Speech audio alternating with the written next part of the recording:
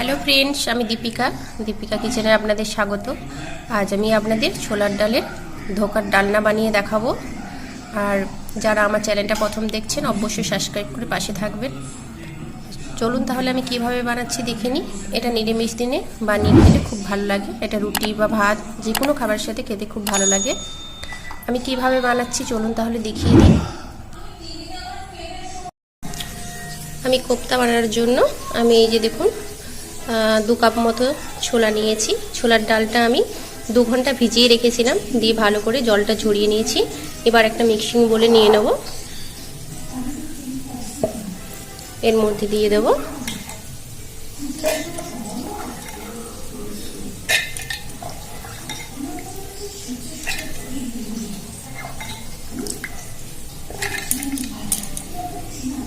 আমি ছোলাটা দিয়ে দিলাম। এবার দিয়ে দেব আদা 2 টুকরো মতো, 3 টুকরো দিয়েছি, আর দিয়ে দিলাম 4টা কাঁচা লঙ্কা। এবার এর মধ্যে দিয়ে দেব নুনটা আপনারা যেরকম ছোলাটা নেবেন সে পরিমাণ দেবেন, আর অল্প একটু চিনি। এবার এর মধ্যে একটু জল দিয়ে দেব, খুব বেশি জল দেব না,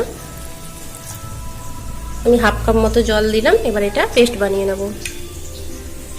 আমি ছোলার ডালের পেস্টটা বানিয়ে নিয়েছি। ডালের পেস্টটা বানিয়ে নিয়েছি।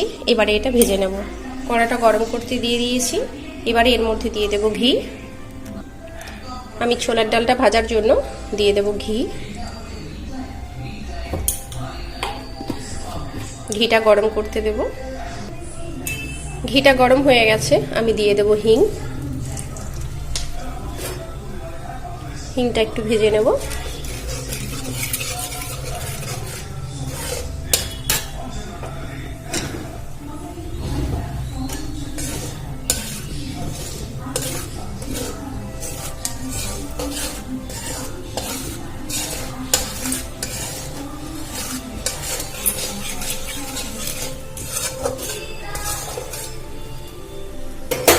এবারে ছোলার পেস্টটা দিয়ে দেব।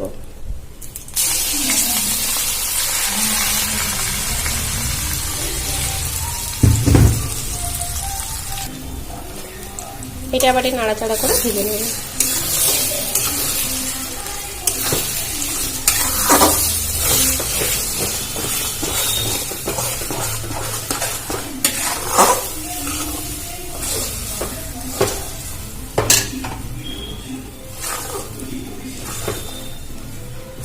এটা কিন্তু গ্যাসটা লো রেখে ভেজে নিতে হবে। গ্যাসটা কিন্তু হাই করা যাবে না, তাহলে ভালো করে ভাজা হবে না। এটা কিন্তু যদি ভালো করে ভাজা না হয় কাঁচা গন্ধটা রয়ে যাবে। এটা খুব ভালো করে নাড়াচাড়া করে ভেজে নিতে হবে।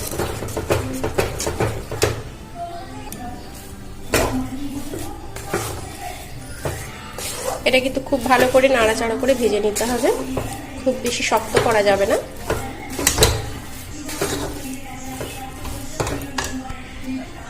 আমি এখানে একটা পাত্র নিয়েছি, যেটার মধ্যে আমি ঢেলে রাখবো, সেট হতে দেব। আমি ওখানে দিয়ে দিলাম একটু ঘিটা দিয়ে ব্রাশ করে নেব, যাতে নিচে চিটে না যায়, খুব সহজে উঠে যায়। আমি খুব ভালো করে ব্রাশ করে নেব।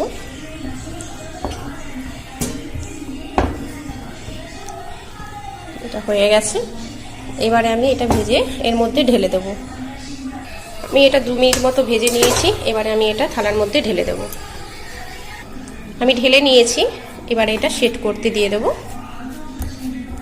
এটা সঙ্গে সঙ্গে এভাবে সেট করে নিতে হবে, নাহলে শক্ত হয়ে যাবে, তখন আর সেট করা যাবে না।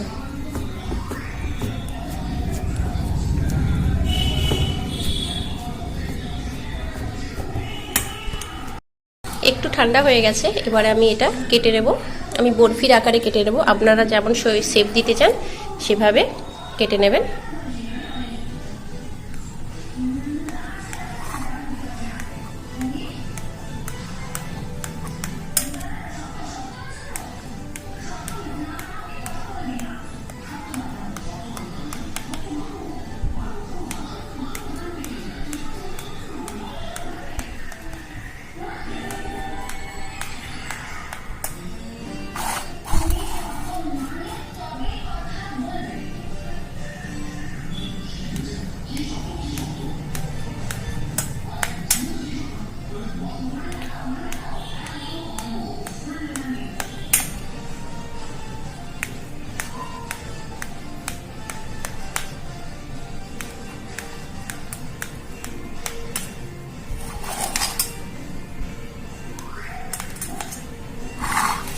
দেখুন আমি এভাবে কেটে নিয়েছি।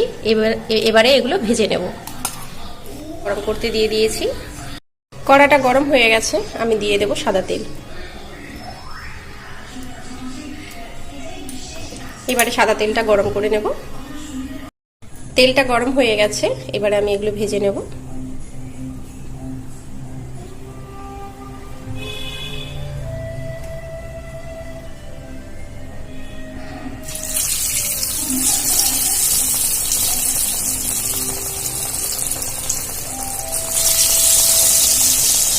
এগুলো একটু সাবধানের সাথে দিতে হবে, না হলে ভেঙে যাবে। তাই একটু আস্তে আস্তে করে তুলে আমি দিয়ে দিচ্ছি।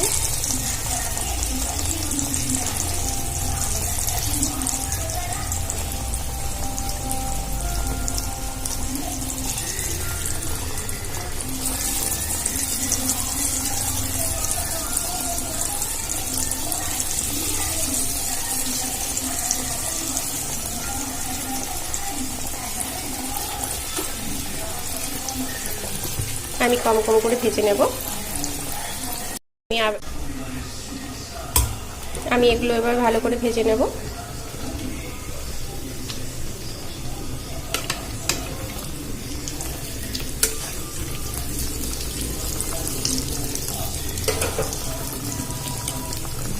আমি একে একে বাকি সবগুলো ভেজে নেব এভাবে। দেখুন আমি ধোকলাগুলো ভেজে নিয়েছি, আর তার সাথে আমি আলুটাও ভেজে নিয়েছি।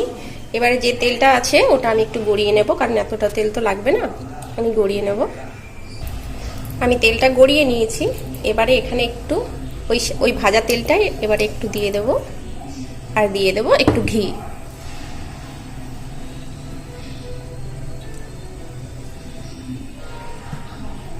এবার এর মধ্যে দিয়ে দেব গোটা জিরে ফোড়ন, দিয়ে দেব একটা তেজপাতা, দিয়ে দেব শুকনো লঙ্কা একটা, আর দিয়ে দেব হিং। আমি এটা ভেজে নেব।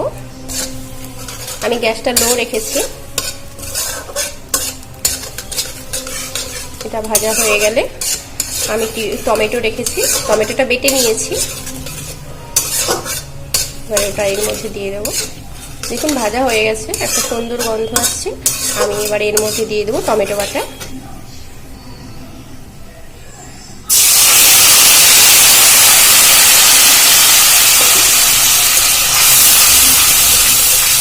এটা আবার ভেজে নেব।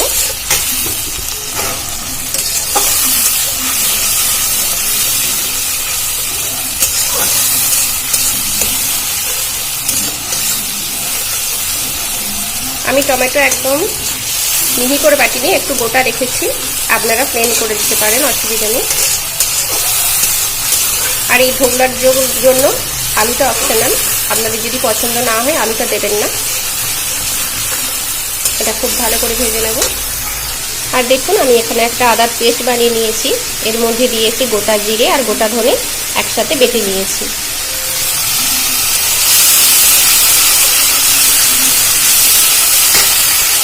এটা ভাজা হয়ে গেছে। এবারে আমি এখানে দিয়ে দেব গুঁড়ো জিরে। না, আমি জিরেটা যেহেতু বেটেছি গুঁড়ো জিরেটা দেবো না। আমি এখানে একটা মশলার পেস্ট বানিয়ে রেখেছি, গুঁড়ো মশলা দিয়েছি, লাল লঙ্কার গুঁড়ো, কাশ্মীরি লঙ্কার গুঁড়ো আর হলুদ গুঁড়ো। আমি একসাথে জলের মধ্যে পেস্ট বানিয়ে নিয়েছি, ওটা দিয়ে দেবো। জিরেটা ধনেটা যেহেতু বেটে রেখেছি তাই আর দেবো না। আমি গোটা ধনে আর গোটা জিরে বেটে নিয়েছিলাম, তাই আমি ওটা দেবো না। আপনারা গুঁড়ো জিরা আর গুঁড়ো ধনেও দিতে পারেন। আমি এটা খুব ভালো করে ভেজে নেব।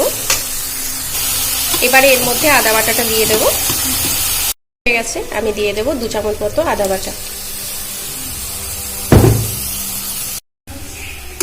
আমি এর মধ্যে 2 চামচ মতো আদা বাটা দিয়েছি। এবারে ভালো করে ভেজে নেব।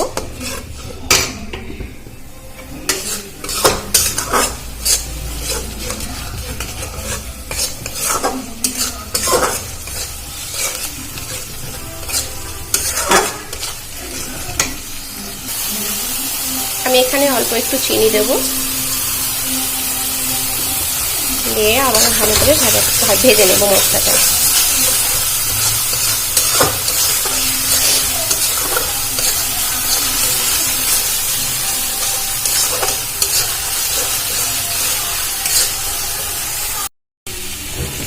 এটা ভালো করে ভাজা হয়ে গেছে। এবার আমি ভেজে রাখা আলুটা দিয়ে দেবো।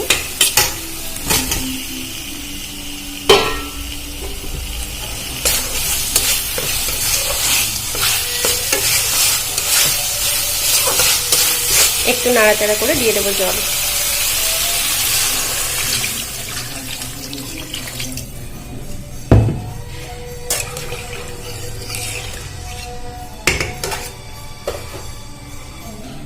আমি এবারে এর মধ্যে নুন, পরিমাণ মতো নুন দিয়ে ঢাকা দিয়ে দেব। আমি ঢাকা দিয়ে 2 মিনিট মতো হতে দেব। তারপর ঢাকনাটা খুলে দেখে নেব। আলুটা সেদ্ধ হলে তারপরে আমি ধোকাটা দেব। আমি 3 মিনিট পরে ঢাকনাটা খুলে দেখে নেব আলুটা সেদ্ধ হয়েছে কিনা।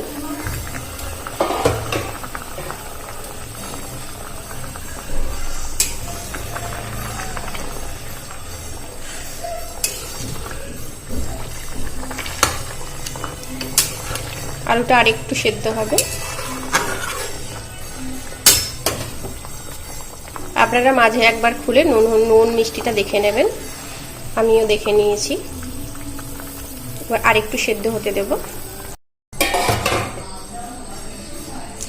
আমি ঢাকনাটা খুলে দেখে নিচ্ছি আলুটা সেদ্ধ হয়ে গেছে কিনা। আলুটা সেদ্ধ হয়ে গেছে। এবারে আমি দিয়ে দেব ধোকাগুলো, যেগুলো আমি ভেজে রেখেছিলাম। এগুলো দেওয়ার পরে কিন্তু খুব বেশি ফোটাতে হবে না, কারণ এগুলো আর ঝোলটাও বেশি মারতে হবে না, আর এটা এমনিতেই ঝোলটা টেনে নেবে। খুব বেশি যদি শুকনো করে দেন তাহলে কিন্তু ঝোলটা থাকবে না, সবটাই টেনে নেবে। যেহেতু ছোলাটা আছে, আমি এবার এর মধ্যে দিয়ে দেব ধনেপাতা কুচি,